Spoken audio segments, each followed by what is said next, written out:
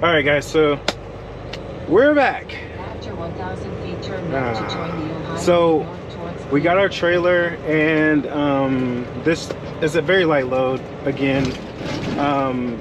Not even half the trailer's loaded.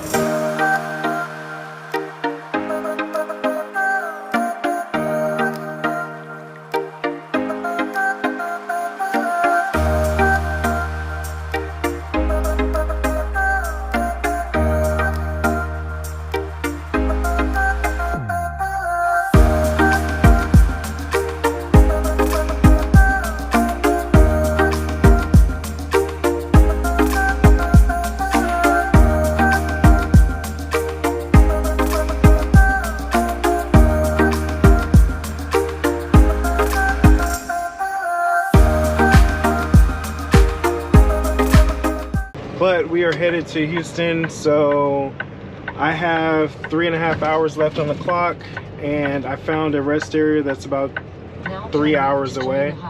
So we're gonna try to hit that, so that way we can get there at the time for 6 o'clock in the morning on Friday.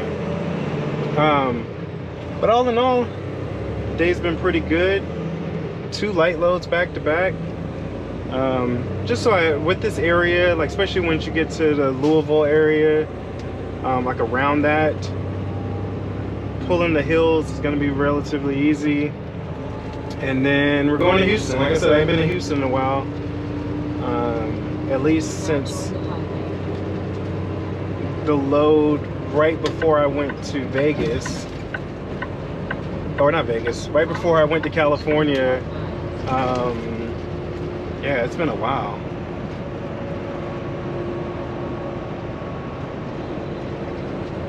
Oh man, this thing all right here always confuses me. And I've done it. I've taken the left one by mistake, but we are going to 271 South, 8 North. It's so confusing. But we're staying in this lane, getting off the highway, and then making a left to get on the 271 to head back south. The junkyard. But yeah, this is it's been a good day so far. I ain't gonna lie, in the trucking day I have had some people I don't know if sometimes I don't know if people talking to me. I'm pretty sure dude was not talking to me, but earlier in the day I was not filming, and there was some stuff going on, and I heard the guy say something about like the white truck being in the left lane, which I was in the left lane, but there was no truck behind me, and I was passing the like there was nobody behind me, and it was taking a little bit longer to pass the guy because he had dropped his speed. So I was like, oh man, let me go around him. And as I get next to him, he decides he wants to maintain his speed or pick back up his speed, and I was like, well, here we go. But there was nobody behind me, so I was like, I could just inch forward. You know, I'm not impeding anybody's day. But then somebody comes over the thing and was like, oh, white truck, you gotta stay in the left lane. And I was just like, I'm gonna ignore that because ain't nobody nowhere near behind me. No cars, no trucks, nobody. And yeah. Urgent weather message. The weather service in Cleveland has issued a severe thunderstorm warning for Richmond County, Eastern Marion County, Ashland County, Warren County. Alright, we're gonna turn it off, turn it back on. But essentially it is a severe weather warning for like the Cleveland area. Right before that, there was actually a tornado. I believe it was a tornado warning, because watch means it's possible, and warning means the conditions are available, I believe. Correct me if I'm wrong, I might have that mistaken, but yeah, so definitely trying to get out of this area. Oh man. And actually we're going down to where it's saying Ashland, and Ashland is south of here, so that's where one of the areas was in there as well. Ashland, Warren, I know Cleveland, like it's just everywhere in this area. So we're praying for good weather and safe travels. But yeah, I'll get back with you guys later. Peace. Well, we got about 30 minutes down the road and it just started coming down. Is that a car on the side? It is a car on the side. Jesus, what are you doing?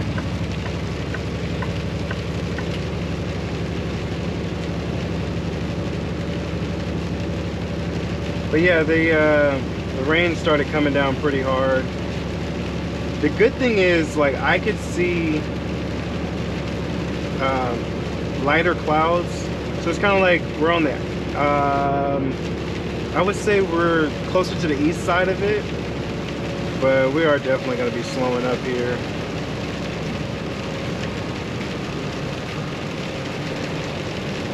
I personally don't like 71 between like Cleveland and Columbus. There's generally a lot of accidents down here and they're really bad. And a lot of it has to do with the weather.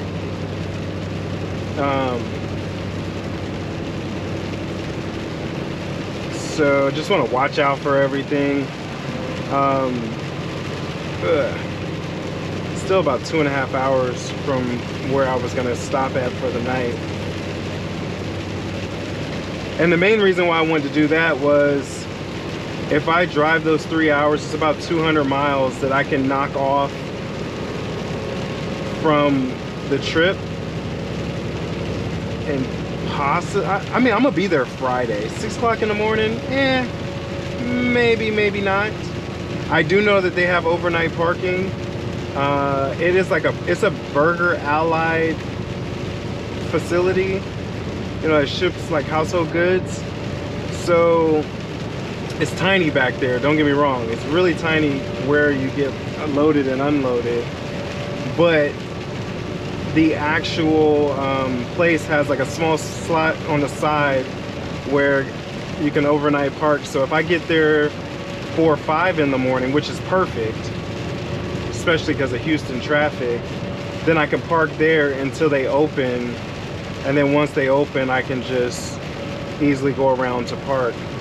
So that's a tentative plan. Again, out here in this bad weather is not fun.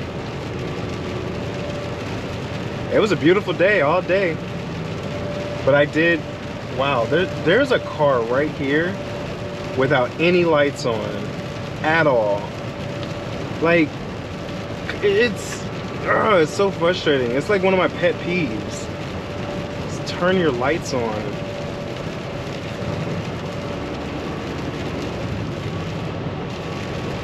Cause and it's a black Yaris. Like, dude, your car is already the size of a toy, and you have your lights off. Nobody can see you at all.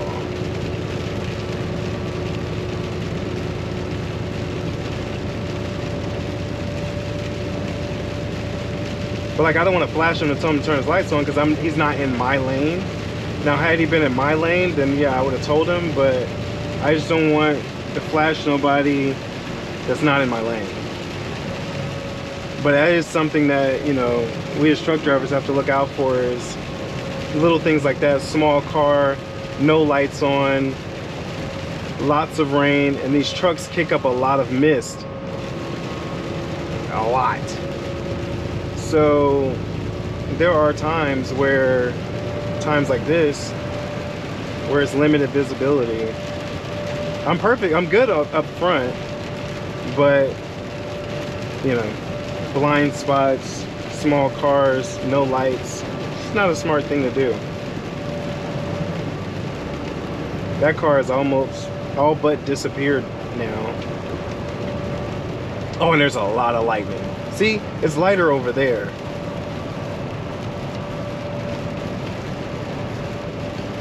So that's what we're going with. We're gonna assume that we're on the west side of it and kind of gonna go southwest. Hopefully. No, southeast. I said that all wrong.